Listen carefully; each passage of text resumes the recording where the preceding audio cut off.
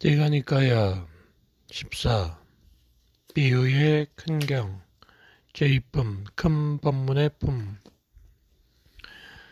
이와 같이 나는 들었다. 한때 세종께서는 사바티시의 제터숲에 있는 승원에 계셨다. 많은 수행승들이 식후에 바로에 서손을 떼고 전생의 삶은 이와 같았다 라고 전생담을 이야기했다. 세종께서는 수행승들이 대화하는 것을 들으시고 찾아왔다. 수행승들이여 무슨 얘기를 하고 있는가?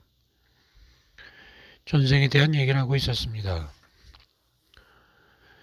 전생에 대한 얘기를 내가 하는 것을 듣고 싶은가? 예. 지금부터 90일 겁전에 세상에 계신 부처이신 빗바신이 세상에 출현했다. 지금부터 31일 겁전에 세상에 존귀하신 부타이신 시킨이 출현했다. 또한 지금부터 30일 겁전에 세상에 출현하신 벳사부가 출현했다. 수행승들이여, 현겁에 세상에 존귀하신 깨달은 님이신 까쿠산다가 출현했다. 현겁에 부처인 꼬나 가마나가 출현했다. 현겁에 부처인 까사빠가 출현했다. 현겁에 부처인 내가 출현했다. 수행승들이여, 세상에 존귀한 깨달은 빗바씨는 왕족 신분으로 태어났다. 시킨도 왕족 신분으로 태어났다. 벳사부도 왕족으로 태어났다. 까쿠산다는 바람은 가문에서 태어났다. 코나가마나도 바람은 가문에서 태어났다. 까사빠도 바람은 가문에서 태어났다. 나도 왕족으로 태어났다. 빗바씨는 성씨는 꼰당녀였다. 시킨의 성씨도 꼰당녀였다. 벳사부의 성씨도 꼰당녀였다. 까쿠산다의 성씨는 까사빠였고 꼬나가마나도 까사빠였다. 까사빠도 까사빠였다. 나는 성씨가 고따마이다. 빗바신의 수명은 8만세였다. 시킨의 수명은 7만세, 벳사부의 수명은 6만세, 까쿠산다는 4만세, 꼬나가마나는 3만세, 까사빠는 2만세, 나의 수명은 적고 단명하여 길게 살아야 100년보다 적거나 남짓할 것이다.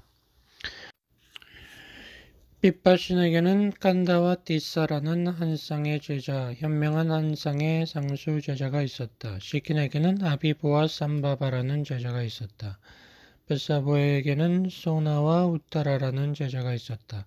까쿠산다에게는 비드라와 산지바라는 제자가 있었다. 코나가마나에게는 비요사와 우따라라는 제자가 있었다. 까사빠에게는 띠사와 바라드와자라는 제자가 있었다. 나에게는 사리푸타와 모칼라나라는 제자가 있다. 빗바신에게는 세 개의 제자들의 모임이 있었다. 한 제자의 모임은 수행승 680만으로 이루어졌고 한 제자의 모임은 수행승 10만 명으로 이루어졌고 또 다른 모임은 수행승 8만 명으로 이루어졌다. 빗바신에게는 세 개의 제자들의 모임이 있었는데 모두 번뇌를 부순 님들의 모임이었다. 시킨에게는 세 개의 제자들의 모임이 있었다. 벳사부에게는 세 개의 제자들의 모임이 있었다. 까쿠산다에게는 하나의 제자들의 모임이 있었다. 코나가마나에게는 하나의 제자들의 모임이 있었다. 까사빠에게는 하나의 모임이 있었다. 나에게는 하나의 제자들의 모임이 있는데 그 제자들의 모임은 수행승 1250명으로 되어 있다. 세상의 존귀한 님, 깨달은 님이신 나에게는 하나의 제자들의 모임이 있는데 그 모임은 모두가 깨달은 자들의 모임이다. 빗바신에게는 아소카라는 수행승이 시자로서 있었다. 시킨에게는 케망카라라는 시자가 있었다. 벳사포에게는 우빠산다라는 시자가 있었다. 카쿠산다에게는 부티자라는 시자가 있었다. 코나가마나에게는 수티자라는 시자가 있었다. 카사파에게는 사파미타라는 시자가 있었다. 나에게는 아난다가 시자로 있다. 빗바신에게는 빈두마라는 왕이 아버지였고 빈두마디라는 왕비가 어머니였다. 시킨에게는 아루나라는 왕이 아버지였고 빠바바디라는 왕비가 어머니였다. 벳사포에게는 수파티타라는 왕이 아버지였고 야사바디라는 왕비가 어머니였다. 카쿠산다에게는 아키따따라는 바라문이 아버지였고 비사카라는 바라문녀가 어머니였다. 코나가마나에게는 양나따따라는 바라문이 아버지였고 우따라라는 바라문녀가 어머니였다. 카사파에게는 브라흐마따따라는 바라문이 아버지였고 다나바티라는 바라문녀가 어머니였다. 나에게는 숫도다나 왕이 아버지이고 마야 왕비가 어머니이다. 그리고 세종께서 떠난 지 얼마 되지 않아 그 수행승들은 이와 같은 화제를 꺼냈다. 버트리어, 위대한 능력은 얼마나 놀라운가. 여러께서는 완전히 소멸하여 희론을 제거하고 일체 괴로움을 벗어난 과거의 부처님들에 관해서 이세종께서는 이처럼 태어났다라든가 이세종께서는 이와 같은 이름 등으로 성취하여 해탈이 있었다라고 그들의 태생도 기억하고 과거를 기억한다 합니다.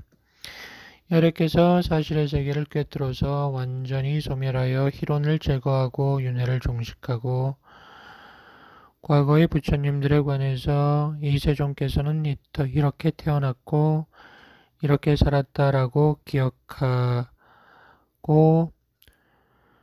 제자들의 모임도 기억하는 것입니까? 아니면 신들이 그 뜻을 여러에게 알려준 것입니까?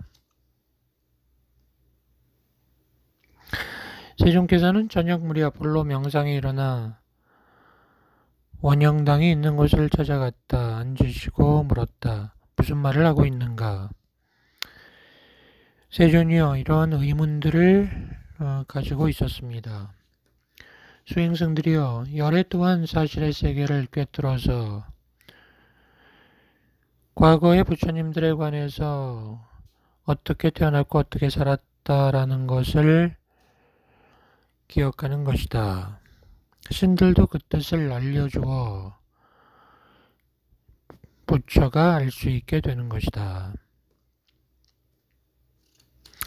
그대들은 전생에 대해 더 알고 싶은가? 예. 지금부터 91겁 전에 세상에 존귀하신 님으로 태어난 빗바신이 세상에 태어난 것을 말하겠다. 수행승님들이여, 세상에 부처로 깨달은 님이신 빗바신은 왕족 신분으로 왕족 가문에서 태어났다. 빗바신의 성은 꼰당야였다. 빗바신의 수명은 8만세였다. 그는 밧달리 나무 아래서 깨달았다. 빗바신에게는 칸다와 띠따라는 한 쌍의 제자가 있었다. 그에게는 3개의 제자들의 모임이 있었는데 한 제자의 모임은 수행승 680만 명으로 이루어졌고 또 하나는 10만 명으로 되었고 또 하나는 8만 명으로 이루어졌다. 3개의 제자들의 모임은 모두 깨달은 자들의 모임이었다. 아소카라는 수행승이 시자로 써 있었다. 반두마라는 왕이 아버지였고 반두마띠라는 왕비가 어머니였다. 수도로서 반두마띠라는 도시가 있었다. 보살이었을 때 빗바신은 만족을 아는 신들의 하늘나라에서 사라져서 어머니의 모태에 들어왔다. 이러한 원리가 있다. 보살이 만족을 아는 하늘나라에서 사라져 모태에 들 때 신들의 세계, 왕들과 백성들과 후예들의 세계에서 광대한 빛이 나타난다. 암흑에 둘러싸여 해와 달도 그와 같은 초월적 힘과 그와 같은 능력이 있어도 빛을 비추지 못하는 곳이 있는데 그곳에도 측량할 수 없는 광대한 빛이 나타난다. 그곳에 태어난 무삼들이 있는데 중생들이 있는데 그들도 벌써 참으로 다른 중생들도 여기에 태어났구나 라고 알아본다. 이 일만의 세계가 흔들리고 진동하고 요동한다. 그리고 광대한 빛이 신들의 위력을 압도하며 나타난다. 보살이 모태에 들 때 4명의 하늘 아들이 사람이건 사람이 아니건 어떠한 것도 보살이나 보살의 어머니를 해쳐서는 안 된다라고 하며 그를 수호하기 위해 온다. 보살이 모태에 들 때 보살의 어머니는 본성적으로 계행을 갖춘 자로서 주지 않는 것을 빼앗지 않고 사랑을 나눔에 잘못을 저지르는 것을 삼가고 거짓말을 안 하고 술을 삼간다.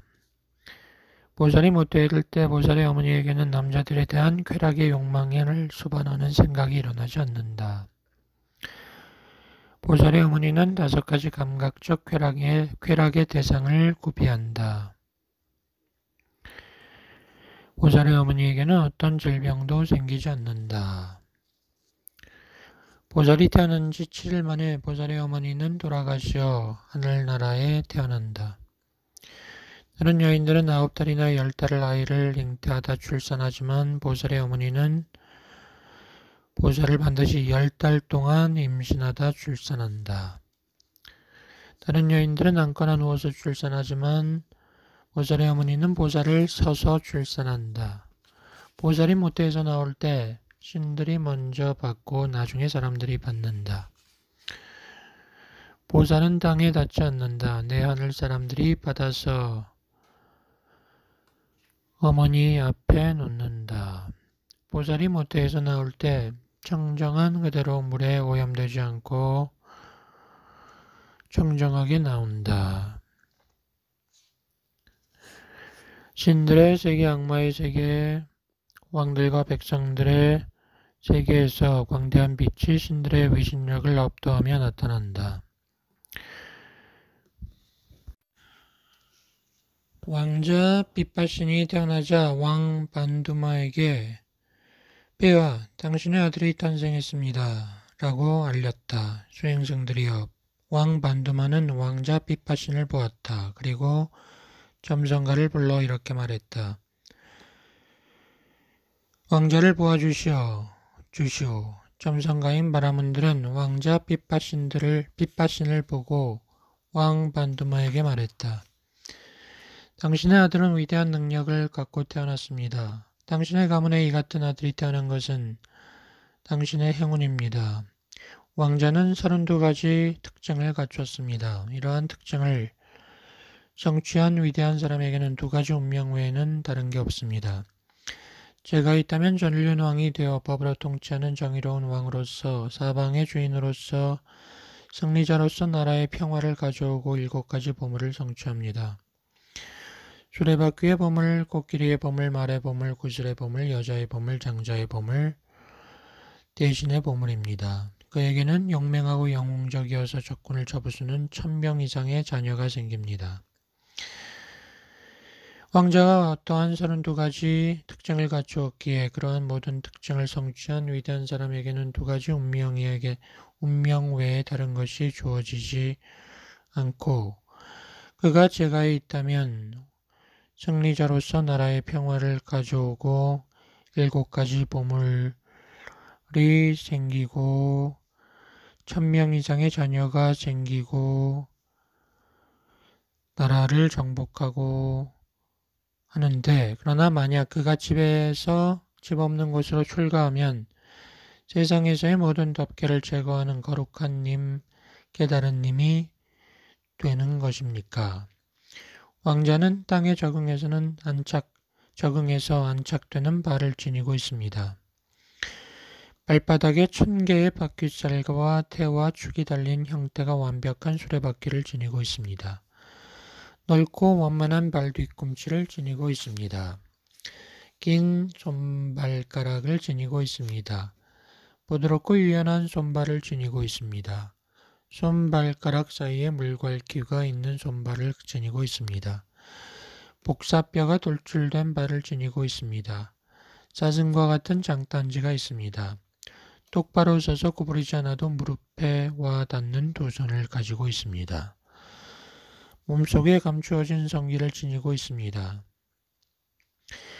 황금빛을 띤 황금과 같은 피부를 지니고 있습니다. 섬세한 피부를 지니고 있고 먼지나 때가 몸에 끼지 않습니다. 몸에 제각기 자라는 털들을 지니고 있고 그 각각의 털은 털구멍에 하나씩 자랍니다. 끝이 위로 향하는 몸의 털을 지니고 있고 그 털은 감청색의 검은 색깔이고 귀고리처럼 감기며 오른쪽으로 감겨 올라갑니다. 하느님처럼 단정한 몸매를 지니고 있습니다. 7군데가 용기된 몸을 지니고 있습니다. 사자와 같은 윗몸을 가지고 있습니다. 양 어깨 사이에 패인 곳이 없는 어깨를 지니고 있습니다. 니그로다 나무와 같은 균형 잡힌 몸을 지니고 있습니다. 골고루 원만한 상반신을 지니고 있습니다. 쇠상의 탁월한 맛을 느끼는 미각을 지니고 있습니다. 사자와 같은 턱을 지니고 있습니다. 40개의 치아를 가지고 있습니다. 평평하고 가지런한 치아를 지니고 있습니다. 간격 없이 고른 치아를 지니고 있습니다. 이고 빛나는 치아를 지니고 있습니다. 넓고 긴 혀를 지니고 있습니다. 깊고 푸른 눈을 지니고 있습니다. 황소의 겉과 같은 속눈썹을 지니고 있습니다. 미간에 희고 부드러운 손과 같은 털을 지니고 있습니다. 머리 위에 육개를 지니고 있습니다.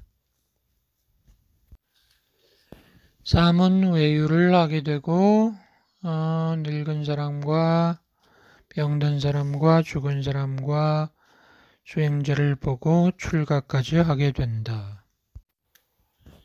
이후에 다른 부처님들에 대한 이야기가 쭉 나오고 또 그들에 대한 찬탄이 다 나옵니다.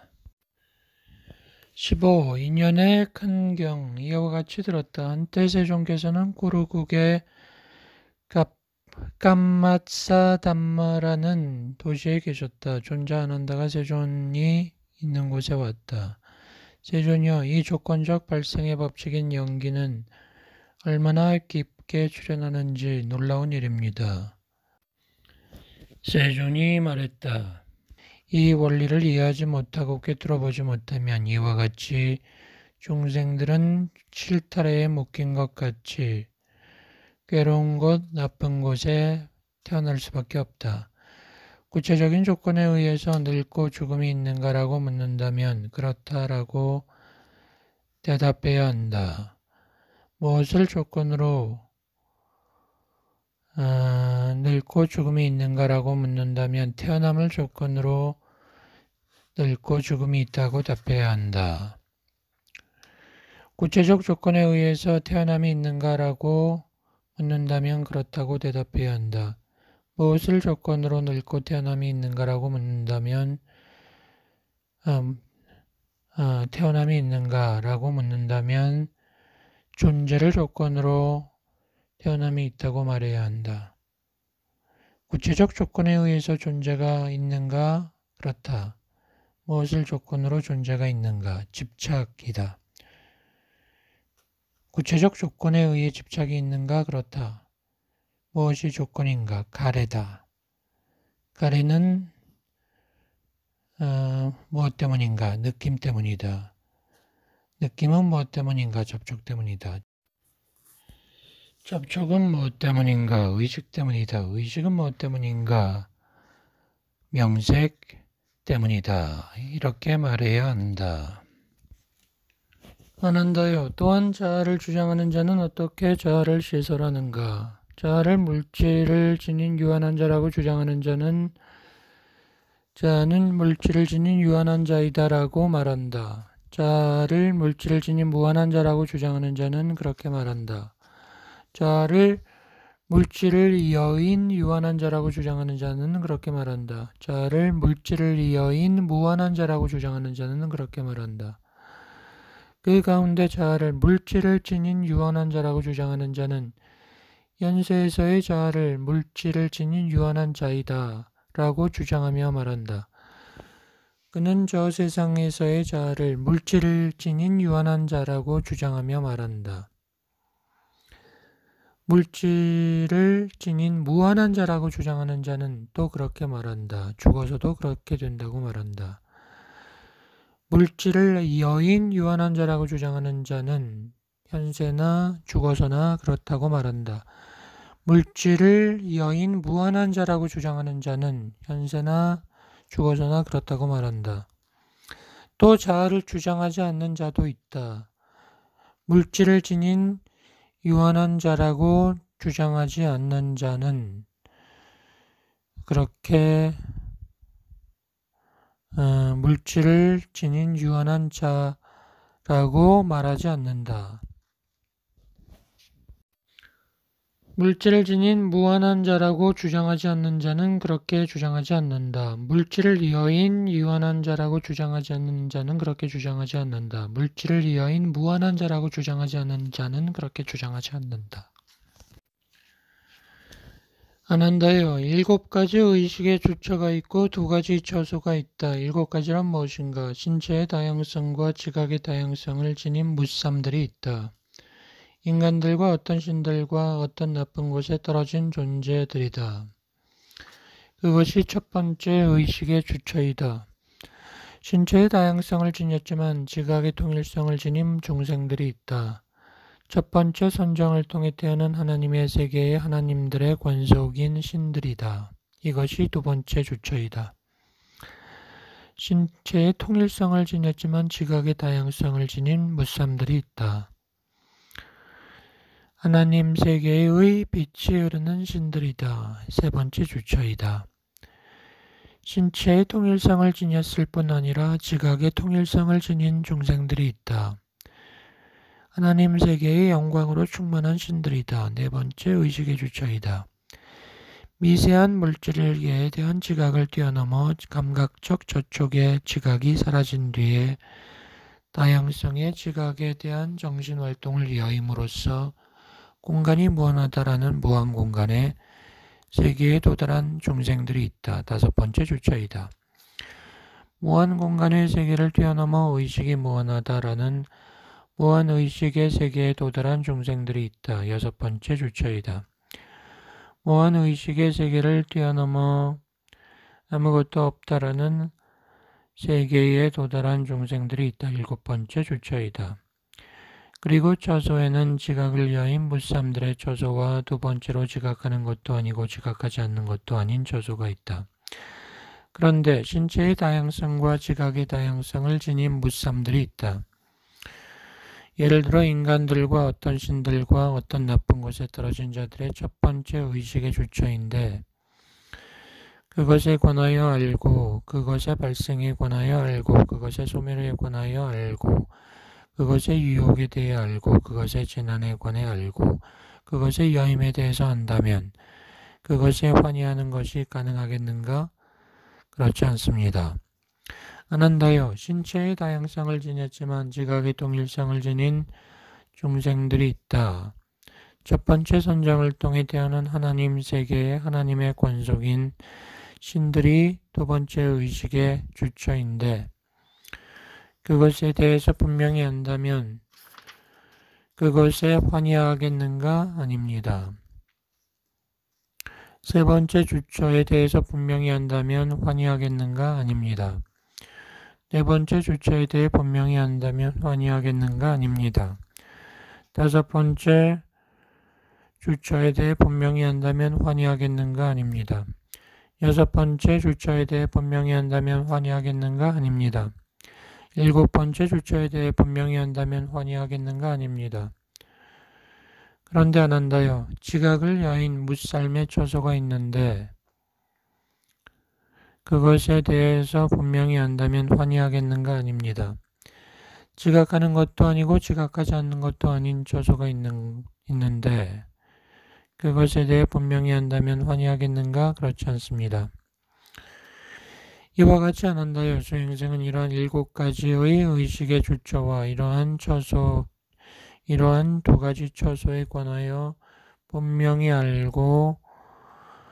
알아서 집착 없이 해탈한다. 그래서 안 한다여 그 수행생은 지혜에 의한 해탈을 이룬 자라고 불리는 것이다.